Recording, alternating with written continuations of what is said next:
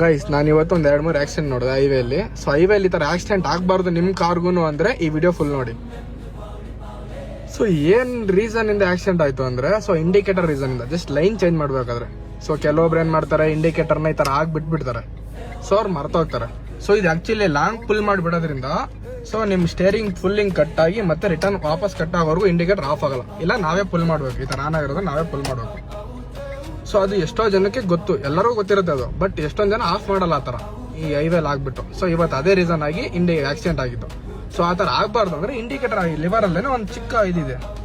ಇದು ಎಲ್ಲ ಕಾರಲ್ಲೂ ಇರುತ್ತೆ. 90% ಕಾರ್ ಎಲ್ಲ ಕಾರಲ್ಲೂ ಬಂದಿರುತ್ತೆ. ಅರೌಂಡ್ ಒಂದು 10 years ಓಲ್ಡ್ ಕಾರಲ್ಲೂ ಇದಿರುತ್ತೆ. ಸೊ ಜಸ್ಟ್ ಇದನ್ನ ಲಿವರ್ನ ಈ ಥರ ಜಸ್ಟ್ ಒಂದು ಸೈಡ್ ಪುಲ್ ಮಾಡಿಬಿಟ್ಬಿಟ್ರೆ, ಜಸ್ಟ್ ಸುಮ್ಮನೆ ಆ ಥರ ಮೇಲ್ಗಡೆ ಒಂದು ಕ್ಲಿಕ್ ಮಾಡಿಬಿಟ್ಬಿಟ್ರೆ ಸೊ 3 ಸರಿ ಬಂದು ಆಫ್ ಆಗುತ್ತೆ ಇಂಡಿಕೇಟರ್. ನೋಡಿ 3 ಸರಿ ಬಂದ್ಬಿಟ್ಟು ಆಫ್ ಆಗುತ್ತೆ. ಸೊ ನೀವು ಆಟೋಮೆಟಿಕ್ ಲೈನ್ ಕ್ರಾಸ್ ಮಾಡೋ ಅಷ್ಟಲ್ಲೇ ಸೊ ಇಂಡಿಕೇಟರ್ ಆಫ್ ಆಗಿರುತ್ತೆ. ಸೊ ಹಿಂದೆ ಬರೋರಿಗೆ ಕರೆಕ್ಟಾಗಿ ಕ್ಲಾರಿಟಿ ಇರುತ್ತೆ. ಸೊ ಲೈನ್ ಕ್ರಾಸ್ ಮಾಡ್ತಾ ಇದ್ದಾನೆ, ಕ್ರಾಸ್ ಮಾಡೋ ಸುಮ್ಮನೆ ಅದ.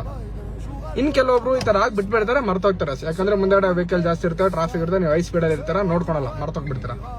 ಸೊ ಆ ಟೈಮಲ್ಲೇ ಆಕ್ಸಿಡೆಂಟ್ ಆಗೋದು. ನಾನು ಇವತ್ತು ಕೇಳಿದ ರೀಸನ್ನು ಅದೇನೆ. ಈ ಥರ ಬಿಟ್ಬಿಟ್ಟಿದ್ದೆ ಅವರು. ಸೊ ನಾನು ನೋಡ್ಲಿಲ್ಲ, ಅವ್ನು ಇನ್ನೂ ಲೆಫ್ಟ್ಗೆ ಹೋಗ್ತೇನೆ ಅಂದ್ಬಿಟ್ಟು ನಾನು ಸ್ಪೀಡಾಗಿ ಬಂದ್ಬಿಟ್ಟೆ. ಅವ್ನು ಸಡನ್ ಆಗಿ ಬ್ರೇಕ್ ಆಗಿ ನಿಲ್ಲಿಸ್ಬಿಟ್ಟ ಗಾಡಿನ.